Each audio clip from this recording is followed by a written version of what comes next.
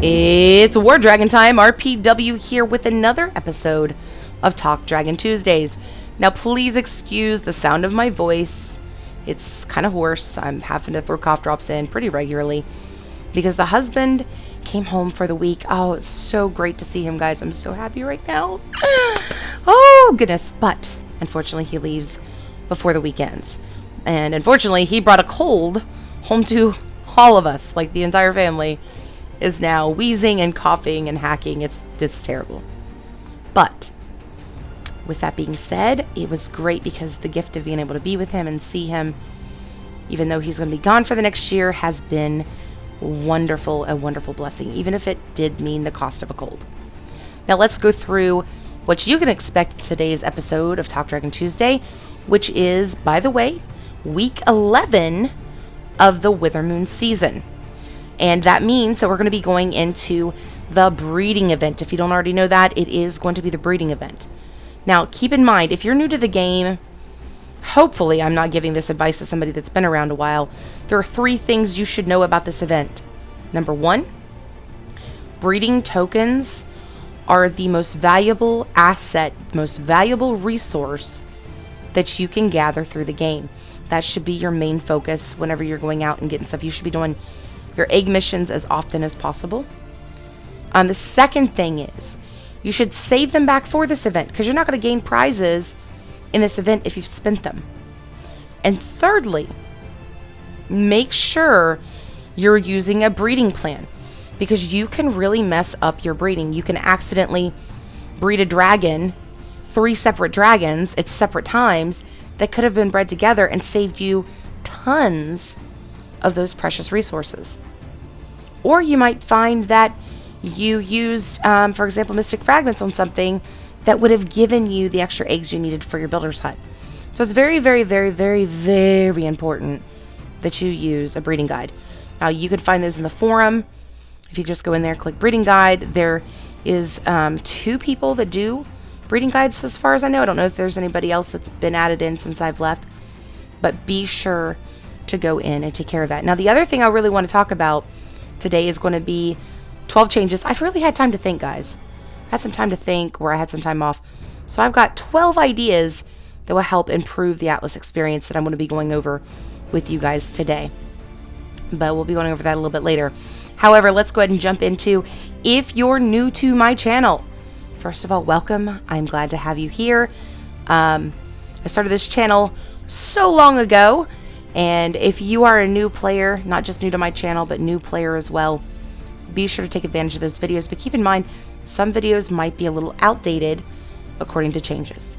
But we love having you here, and be sure to stick around because we do weekly giveaways here on my channel, thanks to, the generosity of War Dragons. Now let's step into the crazy brain of RPW. So again, guys, I've had, some time to think because I've had some time off from the game.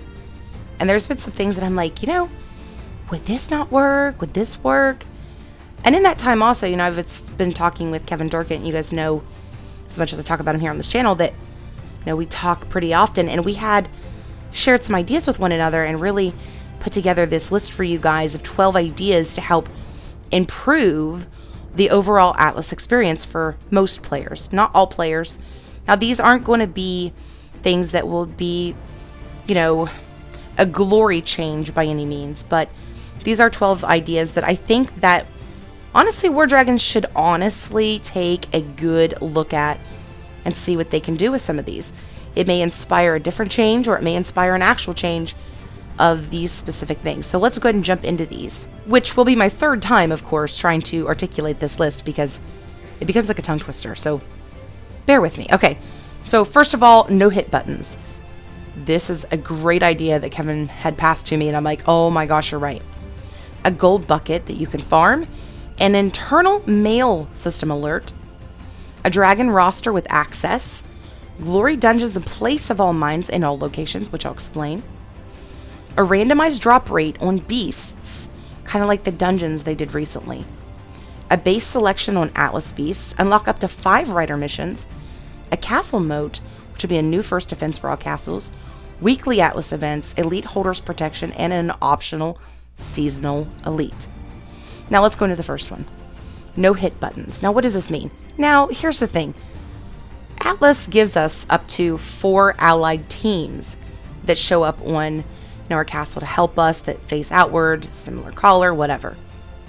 But a lot of teams will call in outside allies to come help them, whether it be a friend or it be within their alliance or whatever. And when they come in there, you can attack them just the same because they look like enemies. So what I would like to see, and this is something that Kevin passed to me, like what a freaking brilliant idea, is to be able to at least go into the castle, click on the Primarch list, and your officers or governor can go in and select each team as a no-hit or hit. This way we don't have to make this long list of things, right? And so whenever it's selected on there, your teammates will be able to see, who they can hit and who they cannot. Those that are turned to green, for example, that are hits, would then change color. They might turn a purple, or they might turn a yellow, whatever it might be. I don't know if the system could actually make it to where they could change, directions, or where they're against the outsiders or whatever, but at least to give a color indicator to help sort this out for allies. I think it would make it a lot easier when it comes to the communication side of defending and attacking castles. Truly, I thought this was a brilliant idea. Had Kevin not mentioned this, I don't know that I would have thought of it. I'm sure that, there are other ideas that could be similar to this, but I just really think that an on and off targeting feature inside the Primarchs could be a great step for a change. Now, a gold bucket for farming your gold. I don't know about you guys, but I am so bored of attacking for gold. And when you have an elite membership, you're paying, let's say, $5 for the week. And if you can't get in there and do your attacks, you basically wasted all that money. And it kind of deters people from wanting to pay for elite, right? If we had a way to go through, and let's say it gains up to 1 million or up to 2 million, and all you have to do is select it, whatever, then you can utilize that gold. Now, when it's in that bucket, it would be nice that it's not attackable, right? Nobody can take it from you because it's not a farm on your island. It's actually an atlas. So nobody can actually take that gold. But the moment you click on it and it adds into your gold, amounts, then it of course would be takeable. Now, depending on, whether you're elite member or non-elite member, would depend on the growth rate of this. So, or maybe the size of the bucket. So maybe a non-elite can have, every hour 100,000 gold, where an elite member can have 1 million.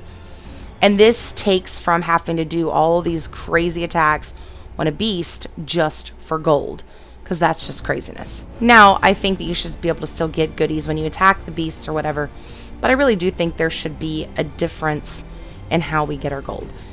I don't know. I just think that would be great. Now, the next thing would be an internal mail system alert, because there are so many situations where we get a mail from somebody, whether we're in about Atlas, while we're in Atlas, or whatever it might be, and we don't even know that the message is there until we actually back out of Atlas. So if they could figure out a way to put a little alert at the top or something so we know that we've got new mail, that would be fantastic. All right, so of course, access to dragon roster, I think that's a pretty common complaint. It would be nice to be able to access our dragons from Atlas. Now, here's one that I'm pretty proud of, which is replacing the mines with glory dungeons. We don't really attack mines anymore. It's basically pointless. When you can attack the beasts, get your bonus XP and all that, right? So I would like to see that if we attacked it for, let's say, a minimal cost of 1 million gold, just as an example, you would be able to attack this mine in your land or free zone for glory against dungeon bases. Now, the amount of glory that would be calculated would depend on how hard the base is, or how they choose, a percentage for whether it's owned or it's a free zone, for example. Now, to keep a balance with the game, of course, it would cost, like I said, but, if I was War Dragons, I would also limit this to maybe 3 to 5 times a day to be able to attack one. Now, the next thing is changing your beasts into a random drop rate system. Now, let me explain exactly what I mean by that and why. Now, because of the gold bucket and now the glory, dungeons, you got to figure out a different way to do your drop rates. So instead of it being where you get, 100,000 gold, then 80,000 gold, then 70,000 gold, and minimize going down, it would actually turn into a drop rate system. So every time you attack one, you would get a legendary drop, or let's say an epic drop, or whatever. Now, depending on the size of your castle, or not the castle, but the size of your land and the size of the beast, would depend on what that percentage came with on those rates. But let's say you're an elite member. If you're an elite purchase holder, then you might have, let's say, a much higher rate of legendary drops versus, your elite drops. I'm sorry, your epic drops. So I think this would help balance that out, considering now you're over here randomly collecting gold. And it would be great because during times like the Primarch leveling event, they could come in and say, guys, we're increasing gold legendary drops for this particular week because we want to help you out, whatever it might be. So I think that would be a great way to kind of help, incentivize, players into coming in and actually doing some attacks on those beasts. Now, Kevin and I were also talking about this idea that, how to not have such a boring attack when you're going in and hitting Atlas bases. And he was talking about maybe being able to choose like a certain level or whatever. And so we come up with this idea, kind of melded this together to where, could you imagine if you could go in and have the ability to choose between 3 different types of attacks you would like to do, whether it be the basic, regular, run-of-the-mill Atlas base, a random base, which would pick somebody, let's say, from a roster, but it would be a clone base. So you wouldn't actually be taking resources, or what they call a challenger base. So the challenger base might, for example, be something that would be a percentage over maybe 5 towers higher than your normal, base, so that you can go in and practice and have something a little more exciting. And what's great about this is, let's say you're taking a random base, then you might have the ability to actually get things like egg missions done as well. So with the random base, I think it'd be pretty cool. You click on that, takes you into an attack roster, your normal attack roster. You can choose a base, attack, and then you get to play with different types of bases, and really not have such a boring situation and not just sit there and attack the computer all the time. Let's bring back attacking each other into this game. Now, this would be resourceless attacks, just like in an event, for example. Now, I'd like to see more rider missions, the ability to do up to 5 and being able to unlock them either with our gold or our diamonds. I think that would be freaking amazing. Anything to get more valuable resources. All right, so the next idea is the castle moat. Now, this would be a first line defense that your team can create in order to defend your island, or not your island, I'm sorry, your castle even better. So this moat is something that you would build up. It would be, I don't know what kind of percentage they would want to put on it, so I didn't want to put a lot of, actual number details into this. But let's say you have a level 2 castle.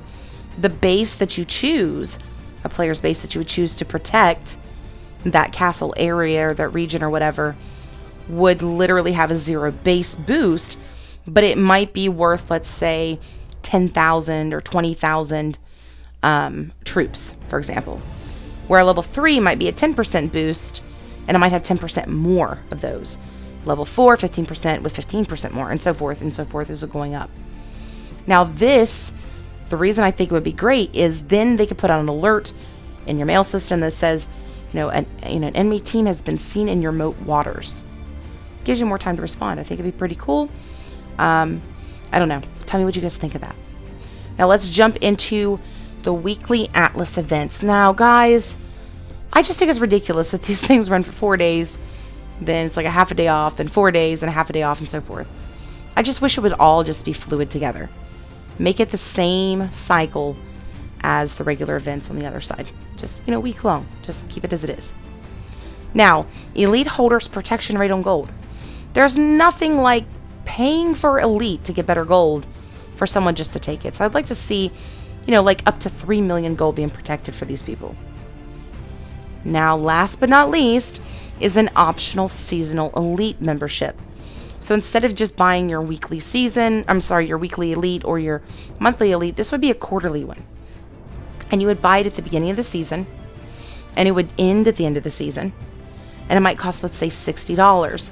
Now on this, you'll get all the same things as you're normally seeing in elite.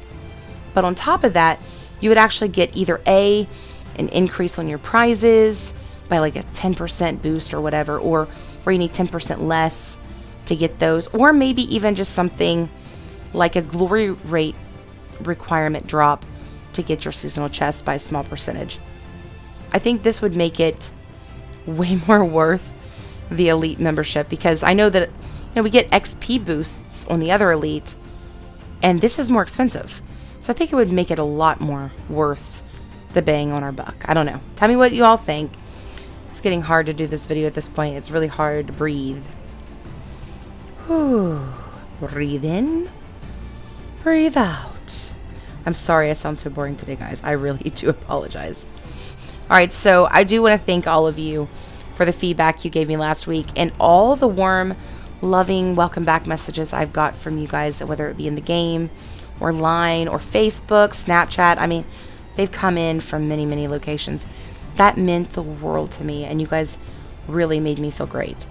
And of course, I did decide to just stick with the discount dragon and worry about next season getting a great dragon.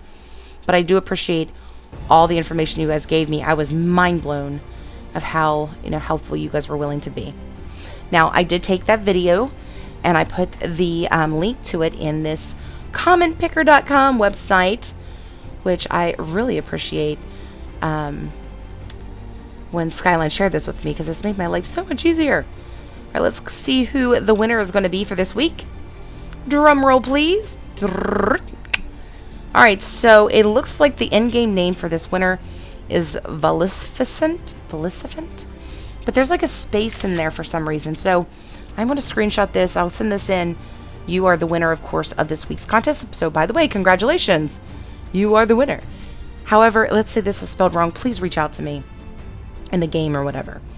But anyways, if it's spelled right, never mind. Valificent, you are the winner of this week's contest. You should get a random $20 in-game pack in the next week or two. So if something is, like I said, needing changed, be sure to message me in the game. All right, so let's go ahead and jump into the details on how you can enter for a chance to win the $20 in-game pack for next Talk Dragon Tuesday. Now, all you have to do is go to the comment section below and respond with your in-game name, with what your favorite idea was on this video, or maybe an own idea that you might have in how to improve Atlas.